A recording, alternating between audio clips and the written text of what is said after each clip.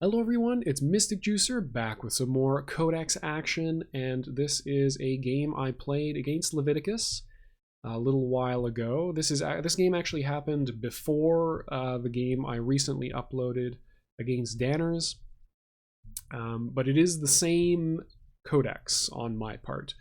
So I am playing Bashing Law Present against Leviticus's past piece Anarchy. And this is the second game in a series that we played.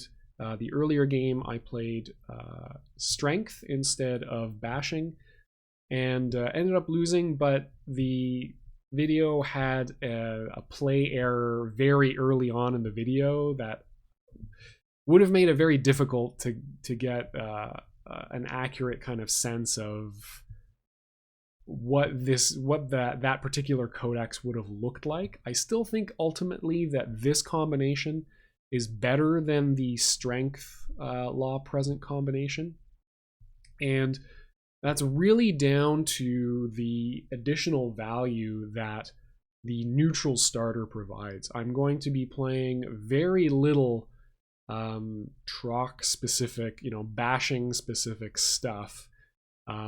This is a codex that has as its goal to win at Tech 2. So Tech 3 is a little bit less important. And in terms of Tech 1 units, Present has a lot of stuff to recommend it. I am going to end up going Argonaut is basically an auto include as my first tech here. It gives a lot of value. It's a huge body. Then I've got some other options, and the main things that I'm looking for, because I'm playing, trying this deck out, I'm going with kind of level 1 decision making, which is put your best units in, prioritize units over spells, that sort of thing. So Argonaut is auto include, but I don't want to be adding 2 of the same card. Argonaut is not something that I absolutely need to hit as my first Tech 1 unit. It's probably better on defense than it is on offense, so there's no reason for me not to put something else in. And then I've got a couple of options. I can pick, basically, if I'm still thinking of that, looking for bodies, essentially, the best bodies I can possibly find. Law is right out. Scribe and I can't remember what the other unit is called. One draws you a card, one steals your opponent's money. Neither of those are particularly good bodies in comparison to some of the other stuff I have access to. So it really comes down to, do I want a Sentry, which gives me some anti-air protection, and against the purple starter, with Nullcraft, that's reasonable to tech. It's a 3-2 though, so it's a little bit weaker on defense, but I'm going first, so that's fine probably. Or another aggressive option is Revolver Ocelot. It's 2 cost for a 3-3, and it has Spark Shot, so it's got a little bit more health, so it's a little bit more survivable on defense. It does defend me against flyers, but I'm going to put enough big units on the board and level my heroes consistently enough that I'm not too worried about that. So the choice is really kind of between those two options, and so I don't need to deal with Nullcraft with Sentry, is the point I'm trying to make. So I end up going for the Ocelot instead. So first turn, or second turn, I'm going to worker the Flag Bearer. I've built my Tech 2, paying 2 money for it. And now I have 2 money left, so not enough for Fruit Ninja. The kind of best option in front of me is probably, so it's either play a helpful turtle to have an additional point of defense, or wither my opponent's Onimaru, making him a 1-2 or a 1-3 in squad lead. I could also choose to put Tenderfoot into play. It saves me a money for my next turn, when I will likely hit my Tech 1 unit. And so if I have an Argonaut, it's going to be just going to reduce the cost essentially of paying for the Argonaut and set me up nicely for Tech 2. Also going to patrol Tenderfoot in the... I should probably put her in Scavenger. I still think that's correct. Because my Tech 2 plan... Yeah. Because my Tech 2 plan is so strong, Present has devastating Tech 2. It has so much aggression and tempo in Hyperion and in the Tricycloid, because they both have presence that is immediately felt as soon as they are put into play. Hyperion being 4/5 with haste that draws you a card when you play it, and Tricycloid being able to gun down opposing units with its ability. There's really basically the more I can guarantee my ability to build Tech 2 on curve, like as soon as I'm able to, the better the game is going to go for me. So putting the Tenderfoot in the Elite, so it's a 2/2 instead of a 1/2, is okay, but I'm not really intending even if it's in the Elite slot, it's not really going to deal with his board in any way. It puts a little bit of damage on Onimaru, I suppose, but he's fairly expensive to level anyway, so is it really going to discourage him from attacking? I'm not sure. Either way, it's going to die if he does choose to attack, so putting it in Scavenger just gives me a little bit more benefit in a more valuable way. Putting it in Squad Leader so that Tenderfoot survives, yeah, not particularly relevant, I feel. 1 damage on attack is not really anything to consider, in my opinion. It doesn't do me any good, in my opinion. So we do hit our Argonaut in our next hand, so that's great. We'll be able to play that. It gives us a really powerful Argonaut play, which is you put it into play, it defends a little bit on its next turn, it attacks on the turn after that, you level Geiger so that he's also being aggressive and healing his damage, and then the turn after that you're able to attack with the Argonaut, either trade it in for something valuable, and if it still survives, if it somehow survives long enough, you max ban Geiger and you immediately get another Argonaut, essentially.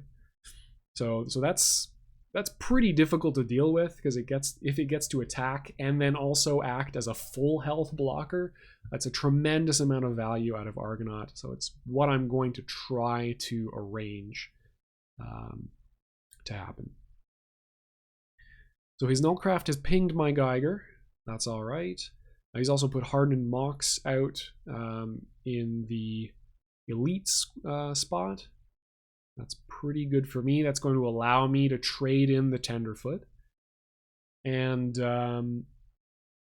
because he doesn't have a more survivable defender, I'm going to be able to get away with a very good turn right here. I'm going to take a lot of tempo. So what I'm going to end up doing is immediately trade the Tenderfoot in for Hardened Mox, so that Hardened Mox is removed from the patrol zone. So I get some value out of Tenderfoot that I wasn't expecting to see. It will die, but again, it was only really supposed to die, either on my turn or on the next turn, and this way it at least gets rid of a defender. The other thing I'm going to do, just getting rid of Brick Thief, because he's just sort of a unit. Doesn't do a tremendous amount for me, I think.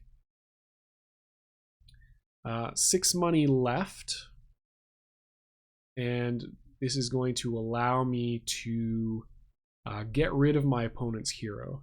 So I've got to decide whether it's better to wither my opponent's hero or bloom my own hero, making Geiger a 3/3 against Onimaru's 2/3 body. And it's strictly better to bloom Geiger. And the reason for that is wither, as soon as I kill Oni, You know, either way, my Geiger is going to kill his hero and level, but the -1/-1 token disappears after that exchange because the hero it's attached to dies, but Bloom sticks around. So the choice is very obviously is very clear that I should be doing it that way. So that gets rid of his patroller. Then we've got the Wither play, or sorry, the Bloom play. I just finished explaining that that's the correct one. Come on.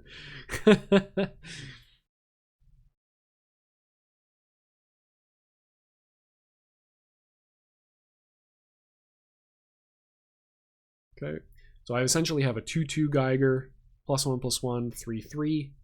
That's going to allow him to survive the attack against Onimaru.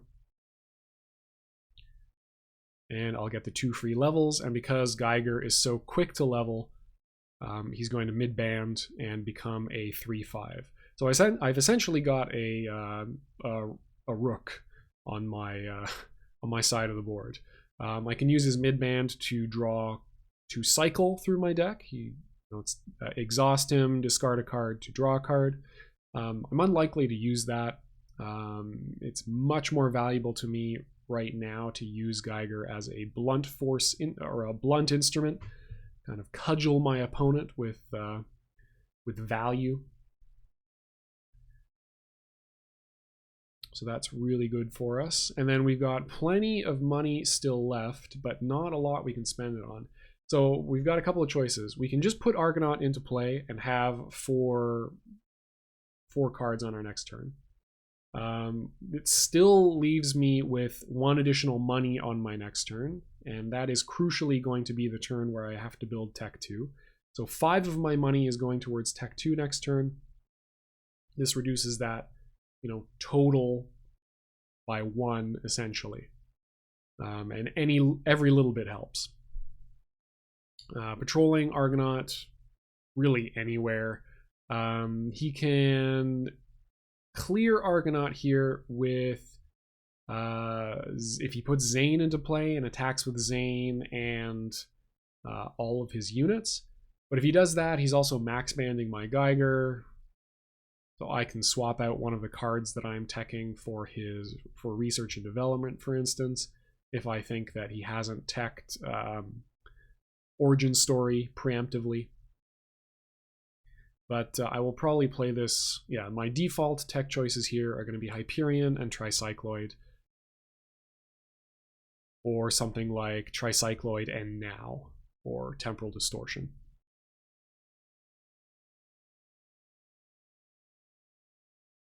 So a better patrol probably in this instance would have been to put the Argonaut in the squad lead position.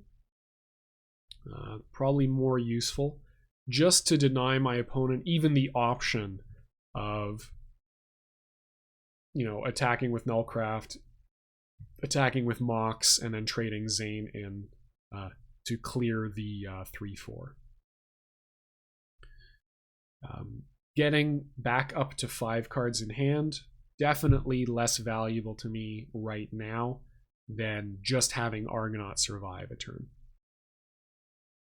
On our next turn, we have Revolver Ocelot to be able to play.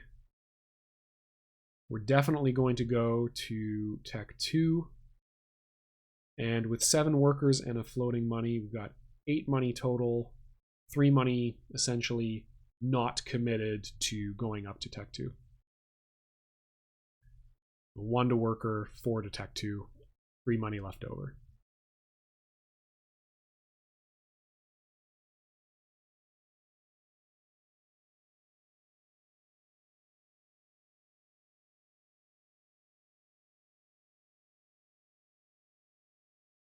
So Leviticus, again, I'm not very familiar playing against Past-Peace Anarchy, so I don't know the typical kind of game plan. I assume that you probably tech, you've got a couple of different Tech 1 options, right? Overeager Cadet, because it's very expensive to play multicolor. So just, put more soldiers into play. You're also probably going to get battle suits at some point to just get additional value out of a ton of different stuff in your starter in Tech 1. So, they get some benefits off of that. Brave Knight, obviously, 3/3, returns to your hand when it's killed with combat damage. That's pretty great, especially on defense, although expensive. So it could, it can put you in a situation where you have to decide between that and going to Tech 2 on curve. So we'll see what ends up happening. Past has, I think Mistress of the Undone, or Stewardess of the Undone, because I always get those wrong. And some other thing. I don't know. I'm not familiar enough with this this stuff to remember it on the fly, unfortunately. I'll get there. I will get there. Okay, so Fading Argonaut, another Tech 0 unit. 2/3, relatively inexpensive. Good defender. Just sort of holding on here, and will be able to go to Tech 2 if he wants.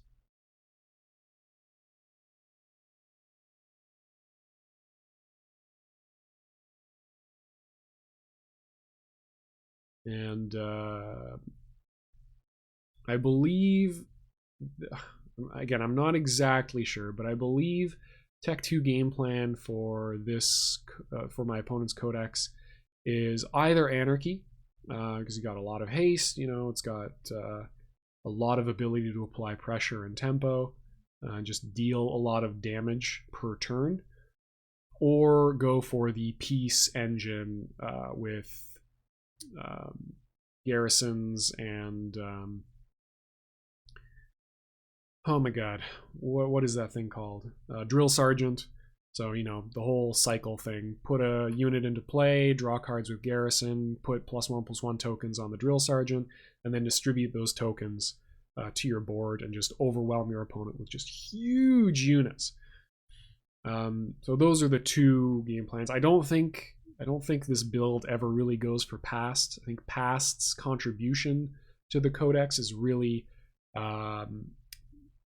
Prin's max band, so her ability to remove single threats. Basically, Past is the removal part of the equation.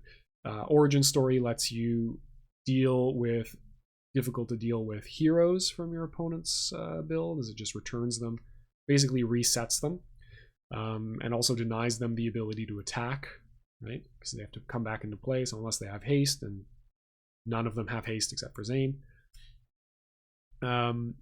And also undo, so return a Tech 1 or 2 unit to its controller's hand. And then Prin's Max Band, of course, as well, which lets you kind of permanently remove something from the board for a while. And she's got pretty good stats while she's there. But I don't think Past Peace to Anarchy ever really goes for Past. At least, again, people in the forums, please let me know. Please let me know how Codex works. If you're watching this and you're familiar with the build, yeah, leave a comment and enlighten people. That would be handy for me and people who are watching. Okay, so patrolling defensively. Just spent a turn going, you know what, I'll beat you at Tech 2. That's essentially what that turn means. I can't really, deal with you right now. So go ahead, by all means, play your turn out. But I am going to try to meet you at Tech 2 and beat you there. One thing that this build does not have is a very obvious Tech 3 play. The removal of future from this codex actually makes presence Tech 3 way worse than it would be in regular purple. And the reason for that is purely because of promise of payment. So promise of payment lets you play the Tech 3 card, Tech 3 unit for 0, and it costs 8. And then the idea is you have Geiger, so you use now to give it haste, and then instead of spending the 8 you would have spent putting it into play, you now have a hasted version that you can immediately use its ability for, which is, you know, exhaust up to 8 units or heroes on your opponents, and then untap it. So then you can just also immediately swing with it. Now that's basically an impossible play with this build. So it's an 8/8, it has to survive 1 turn, and then it starts being good. Because an 8/8 without overpower or some sort of weird, you know, combat tricks it can do with damage, it's just an 8/8. Your opponent can chump block it. If they patrol with anything and you're not able to clear their patrol zone, it doesn't have as much impact as a Tech 3 unit. You know, there's Tech 2 stuff that has that kind of impact when it hits the board. So what I've done is attack with the Argonauts to clear the squad leader, and then kill the elite with the with Geiger, and then max ban Geiger to refresh the Argonaut. So I haven't played a very high tempo turn, question mark, but it's essentially as if I had traded in the Argonauts to clear a patroller and then played another Argonaut. So I'm back up to 5 cards. I hit my Tech 2. I'm getting, you know, Hyperion. And now I should be adding Temporal Distortion, definitely. And possibly Ready or Not, possibly a Now, just to make the Tricycloid that much better. Obviously, Hyperion doesn't care about Now, but Tricycloid definitely does. And if I'm starting to use Temporal Distortion as well, then I should prepare for Now being a thing. And I'm actually doing that, even though I'm not taking either of those spells. Jurisdiction, because now I'm at Tech 2 and I will be able to play Bigby. I know I'm going to use Temporal Distortion, so I'm definitely teching that. But rather than make a decision of whether I want Now or some other spell, I can just get Jurisdiction, and that'll allow me to cast whatever I want for, you know, a 2 money penalty, essentially. So it gives me, it's more expensive, but it's more flexible, and I'm definitely happy with that particular arrangement. Okay, so Battle Suits comes down, so all of his non-token soldiers and mystics are going to get +1 attack. That does include the Hardened Mox, and it will include the Brave Knight. So the Brave Knight is now a 4/4 in squad lead, and the Hardened Mox will be a 2/1 or a 3/1 in elite. And because it's immortal and just does not, or because it's indestructible and does not die, it can be quite scary to face down that thing in elite, because no matter what you're sending in there, you better send in some low value thing, because you're going to lose it and it's going to trade way above its body. Yeah, there we go. Now, the one thing that this does leave open is if Geiger attacks, I can actually clear. This makes Spark Shot more powerful, right? I don't need to currently deal with the Hardened Mox. So long as I attack with Geiger into either the Brave Knight or the Neoplexus, I'm going to get the Hardened Mox for free.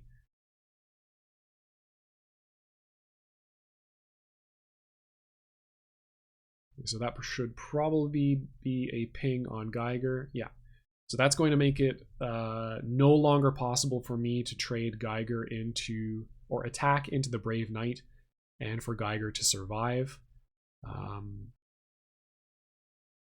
Actually, he's a 3/4. Yeah, it's 4/5, so it's a 4/4 right now. Yeah, so the Brave Knight would kill it. So obviously I don't want that. So that's going to hold me back a little bit. However, he has gone down significantly on cards. I'm actually a little bit surprised he played the Neoplexus. I suppose he just doesn't want any of his heroes to die. But yeah, he's going to be on 3 cards on the next turn, so it might have been better just to put Onimaru into play. I don't think, doesn't look like so far his build, I mean, it could be wrong, but it doesn't seem like his build is particularly built around Onimaru's spells.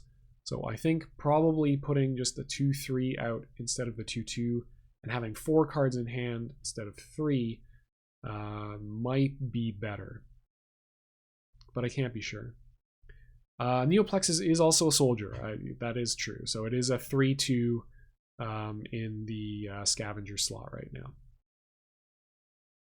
Okay, we've got a board. We've got a 4/4 and a 3/4 out in play, and we've got Hyperion on deck, which is also when he attacks or she attacks. When it attacks and draws us a card, is also going to allow us to also play an additional card from our hand without going any lower on cards, which is fantastic. So I'm very likely to use Wither here before I attack with Hyperion, so that Hyperion can deal with the Brave Knight. Well, yeah, Brave Knight does, I mean, Hyperion does survive this attack no matter what, so I can defer a decision. Yeah, it's going to take 4, and that Brave Knight's going to go back to his hand anyway. I think he should catch that in a second. This is also going to let me get that 2-for-1 with Geiger, although he is going to be very badly damaged. That's going to put him at 1 hit point. So not ideal. That does mean that he is going to get cleared by the Nullcraft on the next turn, unless I... yeah, actually, there's nothing I can do about that. So I'm just giving up Geiger. I've made that decision, apparently. The Argonaut is going to get 3 damage in, probably against Tech 2, just to pile on some damage there. Get it ready for a subsequent turn. And the Argonaut is going to prevent, or it's going to cause him to have to make a decision.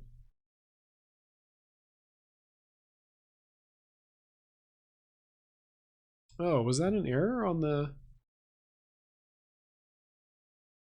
Yeah, I think I did not count 1 point of damage on Geiger here from the Neoplexus. Didn't... I thought for sure Geiger had 1 damage on him. Yeah, he does. Yeah, so that's a mistake on my part. So he would have had the choice on his turn of either killing Geiger or killing the Hyperion. Because I will obviously patrol the Argonaut, and that'll hedge out the hardened Mox.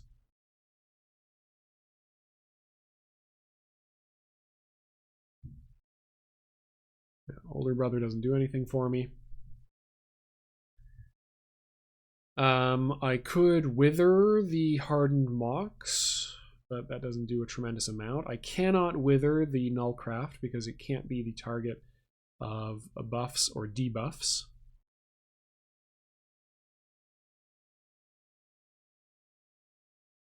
Okay.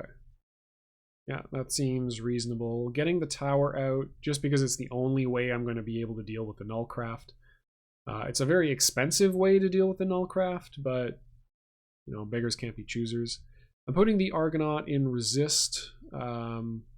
This still does allow him to, you know, clear the Argonaut with Hardened Mox and Zane, but that's a pretty rough trade for him to contemplate, so I don't think it's extremely likely. So definitely an error on my part, not tracking the additional damage on Geiger.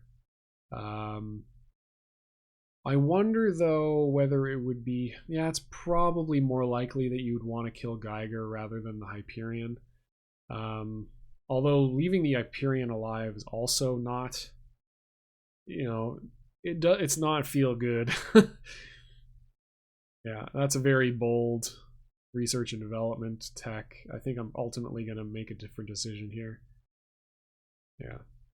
Yeah, I think Judgment Day is way more useful.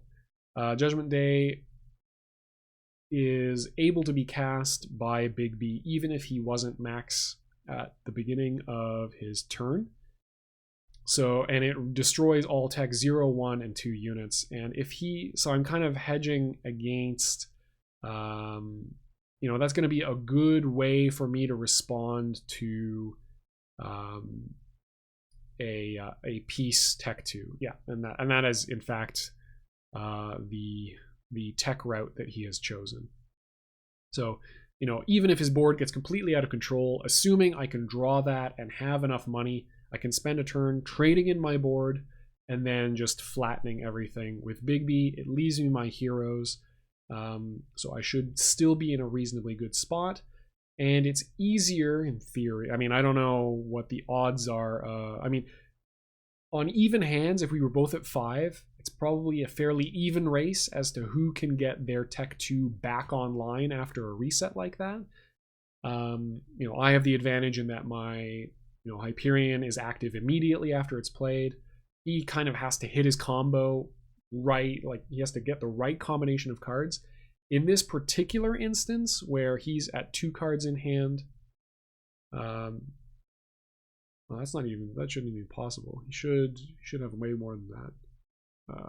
He should have at least 3, I think. But in any case, he's on a lower hand than I am, so the principle still stands. That it's going to be more likely that I'm going to be able to reset into an advantageous position than he is.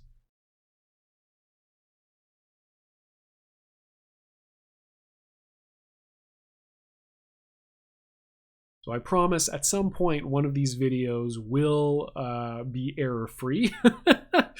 But today is not going to be the day, unfortunately. Okay, Brave Knight comes out. Okay, max bans Zane. Now, max banding Zane, he can't actually target... Yeah, he can't target the Argonaut with Zane's ability because he's spent all of his money. So he doesn't have the ability, because it is a targeted ability, he's not able to pay the money he would need to get Lookout. So instead, he just attacks into it. Tower deals the last, you know, the 4th point of damage to kill. He trades the Nullcraft in to kill the Hyperion, and that allows him to also kill Geiger. So yes, okay, that point of damage didn't matter. Well, it did in that he had he would have had an alternate route of getting at Geiger. But this way, I mean, it's unlikely that if he had that play, he wouldn't take it. Gives him some breathing room. He is going to end up drawing just 2 cards, though. So that's still very good for me. And I believe he's just checking whether he teched on his last turn. Brave Knight also allows him to recover a little bit from this, as it's going to give him another alternative. He can either choose to play it or choose to worker it, depending on what his hand composition is like. Okay, so he does end up with 3 cards. Will be 4 if Brave Knight dies.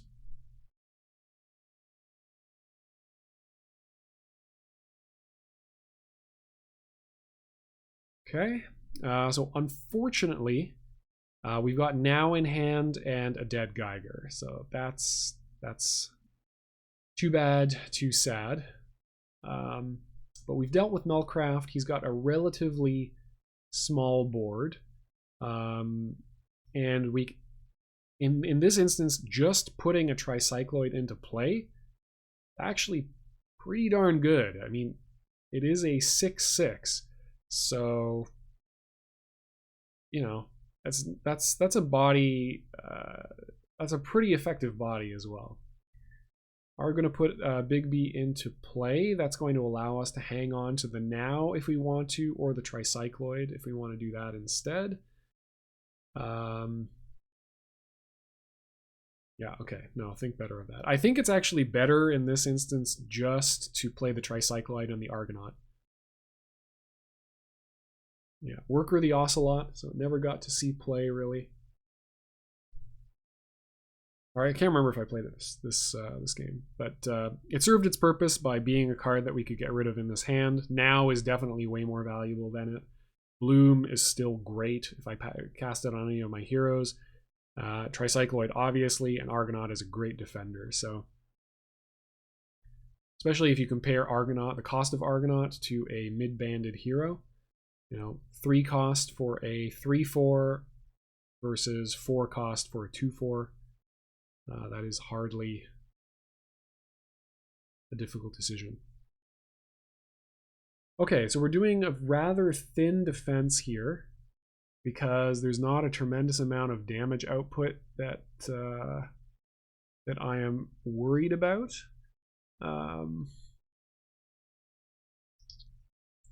Does allow us to go to Tech 3, but I think I would have made a different decision if I had this turn or this game to play over again. I would definitely not put Octavian into the mix. I would probably just grab either another Judgment Day or an Injunction. Kind of for the same reasons that I've already covered. Octavian is just not that attractive a card. I would actually much rather put something like Lawbringer Griffin or Trojan Duck into the mix. I would need to go for a Tech Lab, but that's not a significant investment by any means.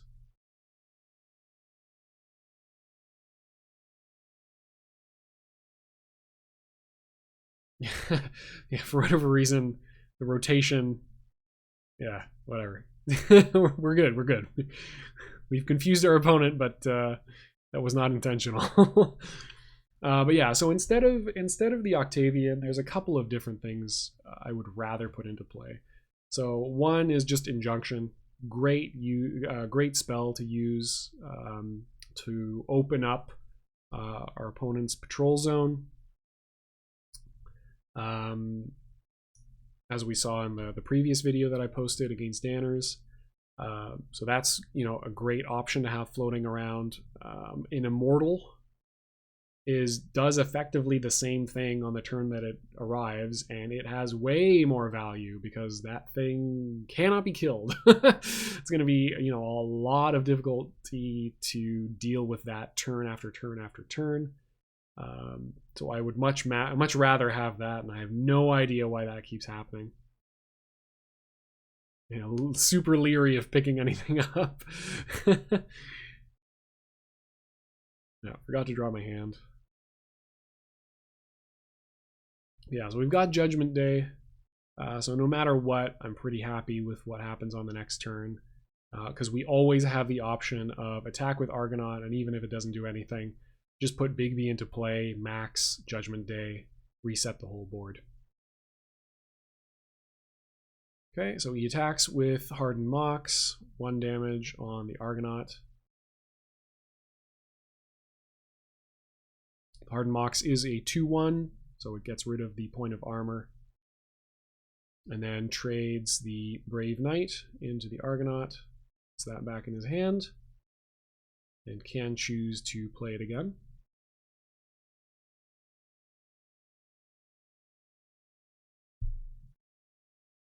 Here we go. Here comes the combo. Okay, so that trashes Hardened Mox. Drill Sergeant, 3 cost for a 3/3. Whenever he plays a unit from his hand, he's going to get a 1/1 +1/+1 rune on any Drill Sergeants that are in play, and he can at any time remove a +1/+1 rune from any Drill Sergeants and put them on another unit. So if he wants to, right now, he can make that Brave Knight a 7/7 in squad lead.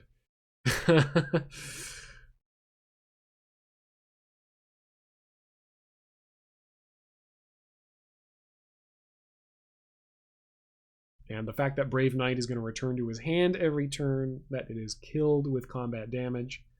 Yes, yeah. Signaling our intent here.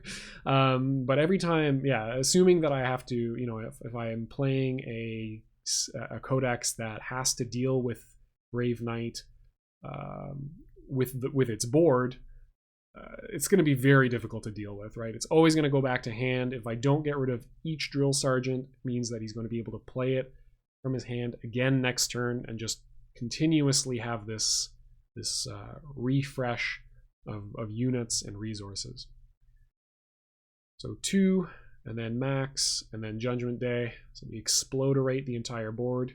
He does not have a hero on the field, so this is completely uncontested. And we're going to be able to put Big B really anywhere, probably in Lookout. That seems like the most reasonable place. I'm really more worried about direct removal than I am hasted stuff, so I should be putting him in the Lookout slot.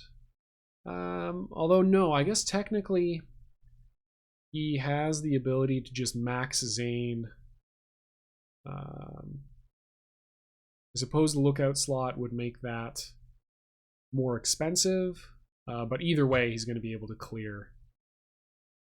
I'm actually a little bit surprised that I am not choosing to stash the Now, because there is a fairly, I mean, I am putting Geiger into play next turn. And there's, okay odds that I would hit, that I would not hit Hyperion and instead hit the Tricycloid.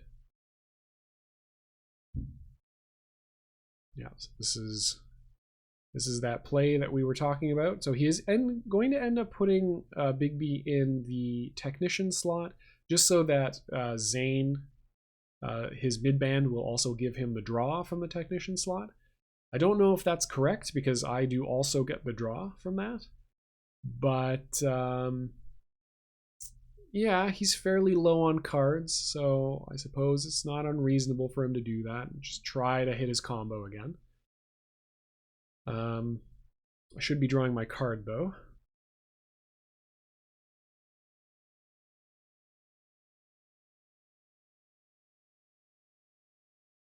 So just giving up free value here. Okay, Brave Knight and Overeager Cadet. But both of his drill sergeants are now in his discard, and he is at least 2 cycles away from being able to draw, or at least 1 cycle away from being able to draw into it. He's also still going fairly low on cards, so the rate of that draw is still going to be fairly slow, although it looks like he is able to draw at least 1 card. I'm not sure exactly how big his deck is at this point, but it looks fairly substantive, so the odds of him drawing into half of the combo are pretty significantly reduced.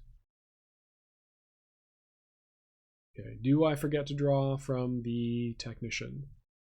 Yes, it looks like it. Ah, well, that's fine. Still got a pretty good play on our turn.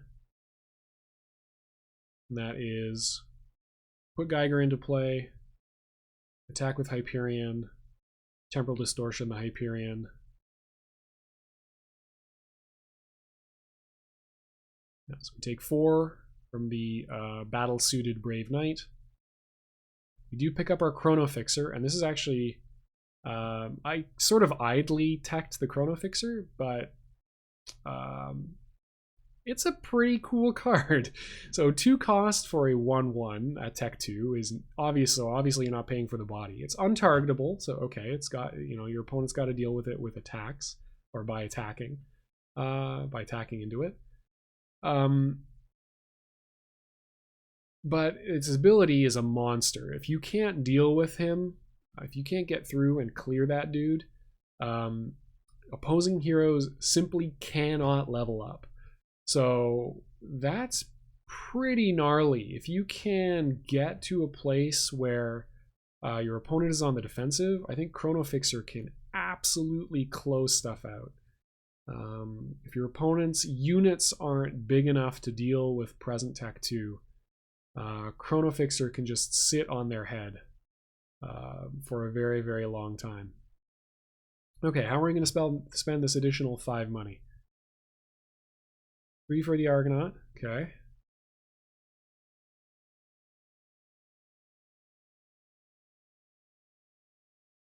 I think it might have been better just to put Geiger into play and then Temporal Distortion, the Hyperion, into another Hyperion. Just for the threat of the board. But I suppose this is fine too. It does put the Chronofixer into play and hides it behind the Argonaut. Since I only have the one patroller, I might as well patrol the Chronofixer to draw additional cards or get me additional money. And since I have kind of all the money I really need, like I'm not specifically feeling for money. I just want to kind of draw into more options on any given turn. Having it die and give me a card feels pretty good. 2 patrollers also protects my Hyperion a little bit better. So if he's not able to kill the Chronofix, or if he's not able to kill both, all 3 of my units on his next turn, I get the Hyperion's value of attacking and drawing a card and dealing 4 damage again. And with Injunction ready to play on my next turn, that is going to be pretty damn scary. If he overcommits to any particular tech level, he's going to be in real trouble on his next turn. And I think this is really the strength of this particular codex. The neutral start, like Troc, is really only there for the neutral starter, and after discussion with the forums, I'm probably going to swap him out for River. So all 3 heroes will be, max at 5 and have pretty good bodies at each level. But the important thing that he's doing is just contributing the neutral starter and 1 Tech 1 unit. So in this case, Revolver Ocelot. Okay, so Nullcraft ends up taking out. So it has 2 targets there, right? It can deal with Chronofixer, but Chronofixer doesn't do much on the board, and Hyperion does. So which are you more scared of? So far, my board doesn't look all that intimidating, but that's pretty deceptive. I think ultimately, it's damned if you do, damned if you don't, right? He's hurting for cards.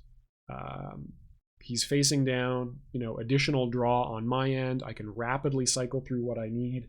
I have Tech 3 up, so Tech 3 is coming. The threat of Tech 3 is always there. But ultimately, I think, yeah, and this seems reasonable in terms of plays, given that he's just putting an air hammer into play, right? I don't have any anti-air, so hey, the Chronofixer is out, but doesn't matter. On the next turn or the turn after, whatever, the air hammer is going to be able to fly over whatever I have and kill it if he needs to. And it's not unreasonable. The only thing is I have Injunction, and that's going to, and Tricycloid, so both possible answers to air hammer is going to make it. It's just going to. It's basically going to counter that line that felt very stable, right? That allowed him to make that choice of taking out the my Hyperion.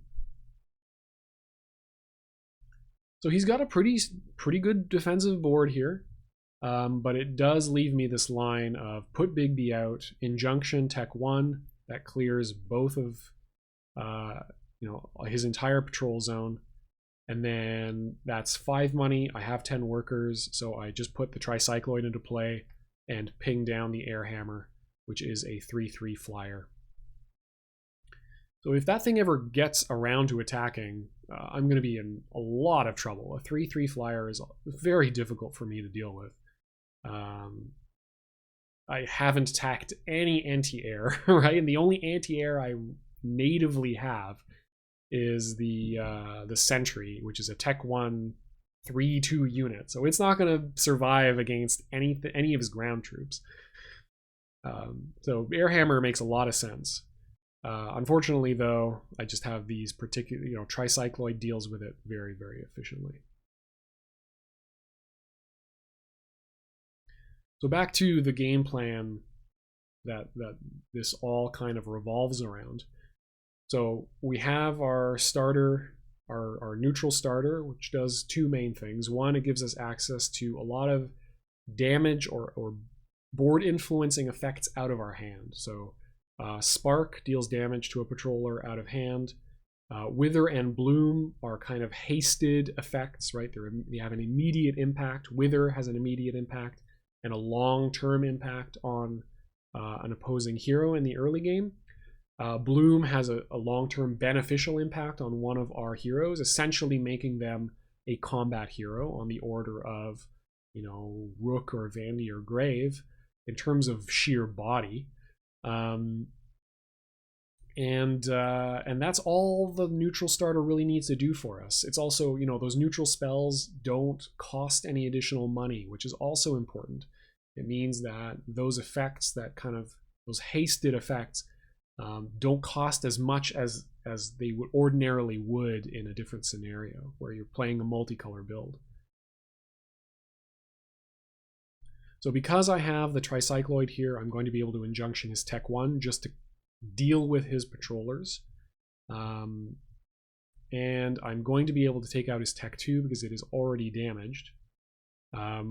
Which means that he is going to be on Tech 0 stuff during his turn, and neither his Brave Knight nor his Overeager Cadet are going to be able to ready themselves during the ready step. So I essentially have a very high likelihood that he's going to have a dead turn. Even more likely because Chrono Fixer is in play, and ordinarily what you would do if you didn't have any tech options is just put Onimaru into play, max Onimaru, put a bunch of soldier tokens in the way, but Chrono Fixer just locks that down unless he exactly has Nullcraft in hand, and I'm pretty sure he played that a little while ago. He's in real trouble. And I hadn't considered Chrono Fixer that effective a card, but I think I would definitely consider adding Chrono Fixer into my tech choices in subsequent games, especially as player 1. As player 2, less likely, right? Probably just need to fight for board, but Present Tech 2 is incredibly good at equalizing, right?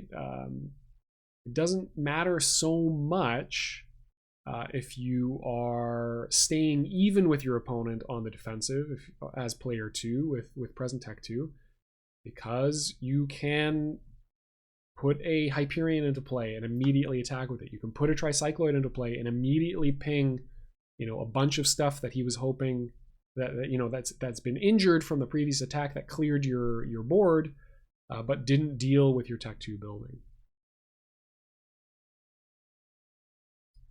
So far his Tech 1 is Injunctioned. His Tech 2 is destroyed because I was able to deal. I previously had dealt 3 damage to it, and now the Argonaut and the Chrono Fixer. Well, the Argonaut will have cleared Tech 2, and the Chrono Fixer will have dealt 1 damage to his base.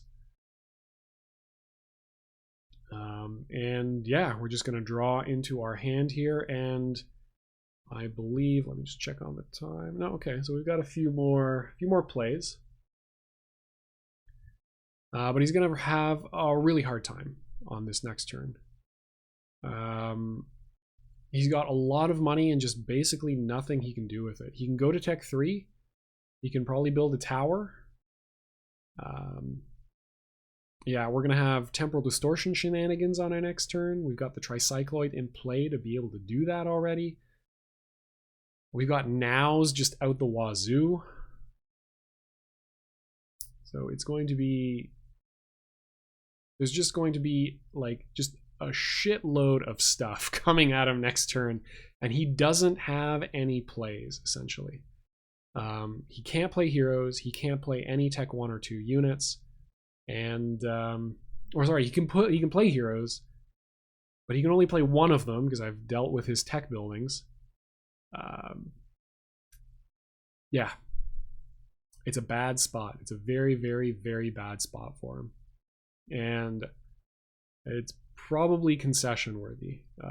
None of my board is injured, which means that on my next turn I have a lot of damage output. He can't put high value stuff into play, and he's only got 4 cards anyway. He can't spend the money on Tech 3. So he's probably got to build a tower and something else. But with Temporal Distortion and now, it's going to be very tricky for him to hang on. So while Leviticus is thinking about his turn, I'll just talk a little bit more about kind of the general game plan of the of this codex and why I want to explore it some more. So Present Tech 2 is basically your game plan. If you have, so it's your generic I want to fight for the board game plan. If an opponent's codex is also meant to, you know, contest the board and beat you that way, just beat you on value, beat you on tempo, then Present Tech 2 is, I think, a very solid game plan, and it's backed up by law spells. So Big B makes it more consistent because of his first band ability, and I'm gonna note to my opponent that that's not a legal play in a second. But you know, his ability to stash cards, so if you draw into something, you know, you can just sort of put options into your deck. So something like his ultimate, right? I can tech that fairly early because I know that even if I draw it, so long as I know that it's going to be useful later on, I can just have it in hand for the rest of the game until I need to use it. So it can just stick around, and so long as I, you know, keep Big B alive, even if I keep him at level 1, even if I don't invest money into him, I still am able to cast it immediately, right? Because it has that ability of not requiring a max banded hero on the start of your turn. It makes coordinating Temporal Distortion, Big B's first band ability, makes coordinating Temporal Distortion that much more effective, right? Temporal Distortion returns a Tech 2 unit to your hand. I'm only ever going to use it on a Tech 2 unit, basically, unless I'm incredibly desperate. So I return a Tricycloid or a Hyperion to my hand, and then if I don't have the money to play it, I get to keep it for next turn. A Hyperion on your next turn, right? Consistently chaining Hyperions is really good. So, you know, that's pretty good game plan too. You know, he can hold on to, if you're, you know, I talked about Present Tech 3 not being particularly, you know, fantastic with this codex. Well, instead, I could go for I think it's Liberty Griffin, the Law Tech 3 unit. You know, it's big, it's got flying, it's very expensive, but that's okay. We're probably, you know, we're going to find the money somehow. And if we need extra turns finding the money, we can hang on to it. And if we, you know, haven't built the Tech Lab add-on, we can hang on to them because of Big B's first level ability. It just makes that, you know, having answers just more consistent. And Big B is backing up a really strong Tech 2 plan. Injunction, as you saw, is brutal for getting through and, you know, having this explosive turn where you wipe out your opponent's tech buildings, or if you've got enough damage on the board, you just kill them, right? What's better than shenanigans? Just go to their base and kill them, as Day 9 would say. But yeah, it just makes, I think that particular combination is incredibly, incredibly strong. And as I said, the neutral starter and the neutral hero, whichever I end up going with, is just there to get us to Tech 2. Just there to be consistent, have good spells, support the already good units and heroes that we have. Initially, I considered, and in the game that I didn't end up finishing commentating because of the very early mistake that would have made it essentially a wash, where I had strength instead of truck. It just didn't work as well. Again, with strength, you know, with the white starter, you're paying that off-color penalty. As early heroes, you really want to have either Big B or Geiger. You don't want to have a third hero that you're having to hang around. Even one is as good as Rook. I don't think he adds enough to this build to warrant an off-color penalty for snapback or grappling hook. And both of those spells, and Sensei's Advice, only supports your units. This build tends to have one big unit in play. So Sensei's Advice, which boosts 2 units, just isn't as strong as it would be ordinarily. Yeah, and that's basically the build. I also, I still think that initially this build was kind of conceived as a way of making Law Tech 2 more effective, and I still think it does that. And supports Law Tech 2 with present spells. So you have Justice Juggernaut with now. So you've got this hasted 4/6 that doesn't die and can't be stopped, or that's literally unstoppable. That's really strong. Same thing with Arresting Constable with now. Put him into play immediately. Disable an opposing units Tech 0, 1, or 2 units. Use what's the other present spell? Ready or Not with either of those 2 units in particular. So Arresting Constable now affects 2 of your opposing units, and Ready or Not causes their exhausted units not to ready during their next ready step. Combine that with Injunction, so now you're able to chain Injunctions and Ready or Nots. That seemed very, very good. The thing is, present Tech 2 backed up by Law is just, at least in this instance, I'm not going to say it's universally better. It seems like it might be. It could be universally better. But even if it isn't, there might be niche situations where particular builds deal with, for instance, green. If green puts out just a single massive patroller, then present, doesn't trade as well against that kind of thing as Law might. Justice Juggernaut not having to even care about the massive patroller. Arresting Constable being able to disable the massive unit over and over and over again. So it has this additional game plan that it can go for. I think both of those game plans probably suffer against black, specifically against not direct damage in the form of red. I think present deals pretty well against red just because of the beefy nature of their units. But against black that has just destroy a unit or direct removal of that nature, I think switching out Troc for Finesse is going to be more effective to have that Finesse game plan as an option. So I'll try that. I'm not sure. This Codex could just be weak to direct removal. It remains to be seen, but Finesse at least potentially gives us an out for that as well. So I'm very excited to see, to fine-tune this. I'll try to show some games against black as soon as I possibly can, just to show that game plan and see how much this changes depending on adding Finesse to things. But for now, let's get back to this particular game. So I have used Temporal Distortion to return Hyperion to my hand, I believe, and put the Tricycloid into play, and then I've also played the Tricycloid again. Big B here. I actually make an error here. I end up putting some levels from Zane onto Big B instead of putting them on Geiger, which would allow me to not only do all this thing that I'm going to do on this turn, but also to flicker the Hyperion or the Tricycloid to deal 3 damage, right? But I think this is basically game.